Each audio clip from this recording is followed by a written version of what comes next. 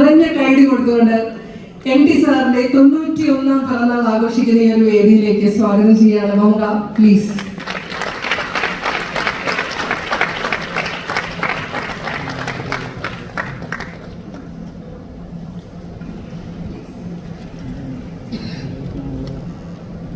നമസ്കാരം.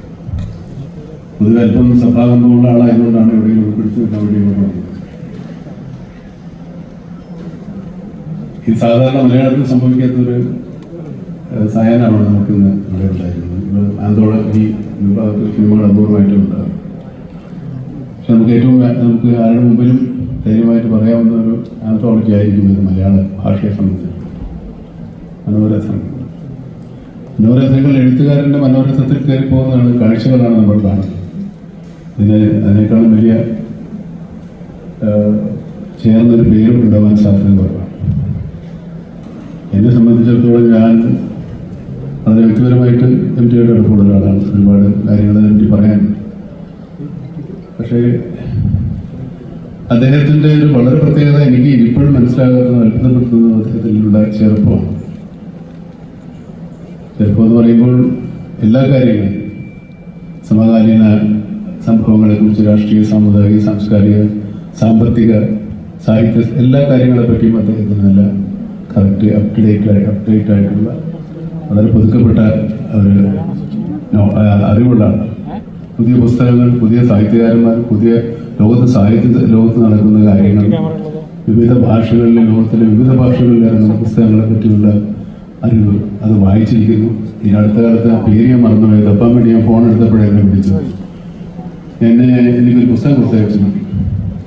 2ാം ലോകമഹായുദ്ധകാലത്ത് നടന്ന ഒരു സംഭവ കഥയെ ആസ്പദമാക്കിയിട്ടുള്ള ഫിക്ഷനാണ്, ഡോക്ടർ ഫിക്ഷൻ.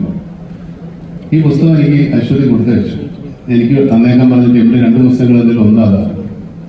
പക്ഷെ ഞാനത് വീട്ടിൽ കൊണ്ട് വെച്ചിരുന്നു. കുറെ കഴിഞ്ഞപ്പോൾ അത് എൻ്റെ മോളെടുത്ത് പൂർണ്ണമായിട്ട് വായിച്ചു. എന്നെ കൂടെ അത്രയും വായിക്കുമ്പോൾ എത്ര ബുക്കാണ്.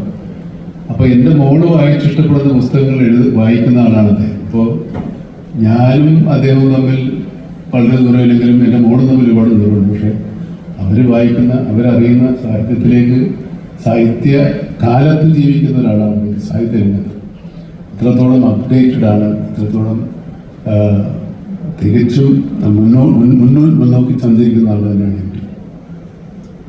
പിന്നെ കടുകണ്ണാവ ഒരു കഥ മാത്രമല്ല, 2 കഥകളാണ്. അവളുടെ ഓർമ്മയ്ക്ക്, അല്ലേ, നിന്റെ ഓർമ്മയ്ക്ക്. ഈ സിനിമ ഒരു വലിയ സിനിമയൊക്കെ ഞാൻ രചിതത്തിൽ കൂടെ നോക്കിയതാണ്.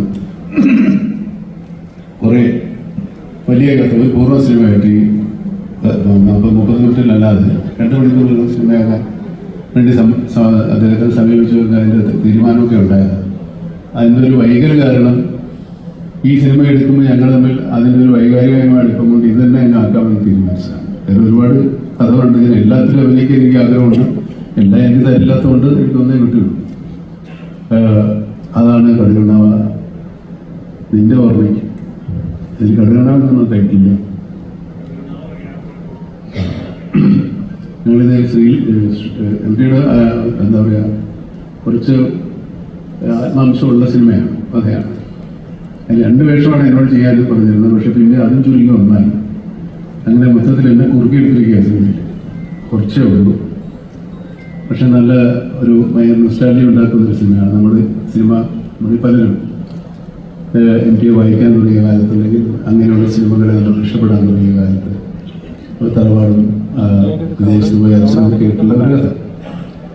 അത് രഞ്ജിയാണ് ഡയറക്റ്റ് ചെയ്തിരിക്കുന്നത്. ഞങ്ങൾ സിലോണിലൊക്കെ പോയി ഷൂട്ട് ചെയ്തതാണ്.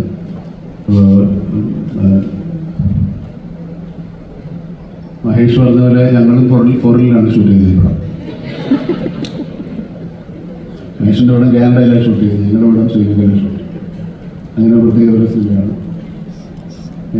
ഇന്ത്യയെ സംബന്ധിച്ചിടത്തോളം അദ്ദേഹം സിനിമയ്ക്ക്, അല്ലെങ്കിൽ ഈ തിരക്കഥയ്ക്ക് ഒരു സാഹിത്യ രൂപം ഉണ്ടായിരുന്നില്ല. തിരക്കഥയ്ക്ക് എങ്ങനെ വായനക്കാരുണ്ടായിരുന്നില്ല, ഒരു സാഹിത്യ രൂപം ഉണ്ടായിരുന്നു. അത് MTയുടെ തിരക്കഥകൾ വായിച്ചിട്ടാണ് സിനിമയ്ക്ക് ഒരു സാഹിത്യം ഉണ്ട് എന്ന് നമ്മൾ മനസ്സിലാക്കി. അതിനുമുമ്പ് സിനിമ ഉണ്ടായിട്ടുണ്ട്, ലോകത്തിൽ തിരക്കഥകളൊക്കെ ഉണ്ടായിട്ടുണ്ടാകും. മലയാളത്തെ സംബന്ധിച്ചിടത്തോളം തിരക്കഥ അച്ചടിച്ച് MTയാണ് അതിൻ്റെ ഒരു അറിവിനെക്കുറിച്ച് അച്ചടിച്ച് അത് സാഹിത്യ രൂപമായി പുറത്തിറങ്ങി. അതിന് പിൽക്കാലത്ത് സിനിമാ വിദ്യാർത്ഥികൾക്ക് എല്ലാവർക്കും ആ തിരക്കഥകൾ ഒരുപാട് ഉപകാരപ്പെട്ടു. ഞാൻ ഇന്ത്യയുടെ കഥകൾ വായിക്കുമ്പോൾ ഞാൻ തിരക്കഥയായിട്ടാണ് കാണുന്നത്. എനിക്ക് എഴുതാനൊന്നും പറ്റിയിരിക്കും. അല്ലെങ്കിൽ ഏതെങ്കിലും ഒരു കഥാപാത്രമായിട്ട് മാറുന്ന ഒരു സ്വഭാവമൊക്കെ പണ്ടുവരുന്നുണ്ട്, ഇപ്പോഴും അതൊക്കെ നോക്കുന്നുണ്ട്. ഈ അടുത്ത കാലത്ത് ഞാൻ അദ്ദേഹം തമ്മിൽ ഒരു ചെറിയ എന്താ പറയുക ഒരു ഉടമ്പടി ഉണ്ടായിട്ടുണ്ട്. 2 ചെറുകഥകൾ ഞാൻ വായിക്കാം എന്ന് വേണ്ടി അദ്ദേഹത്തിന് അഡ്വാൻസ് കൊടുത്തിട്ടുണ്ട്. അതായത് കഥ വായിക്കുകയാണ്, ഒരു കഥ ഒരു 10 പേജോ അല്ല 5 പേജോ 4 പേജോ ഒരു കഥ വായിച്ച് ഏതെങ്കിലും ഒരു TV-യിലോ അല്ലെങ്കിൽ യൂട്യൂബിലോ കൊടുക്കാൻ വേണ്ടി വാങ്ങിച്ചാൽ ഇതുവരെ നടന്നിട്ടില്ല. ഏതെങ്കിലും ഒരു കഥ എടുത്തോളം പറഞ്ഞു. എനിക്ക് തിരഞ്ഞെടുക്കാൻ പറ്റിയില്ലാത്തതുകൊണ്ടാണ് നീലു പോയത്. ചരിത്രമൊക്കെ ആയി. ഇത് മലയാളത്തിൽ ആദ്യ സംരംഭം പറയുകയാണ്. എനിക്ക് പ്രായം ആയിട്ടില്ല, എനിക്ക് 1 വർഷം കൂടെ ആയിരുന്നു, അത്രേ ഉള്ളൂ. എൻ്റെ ഹൃദയം നിറഞ്ഞ ജന്മദിനാശംസ. ആയുസ്സും ആരോഗ്യവും ഉണ്ടാവട്ടെ എന്ന്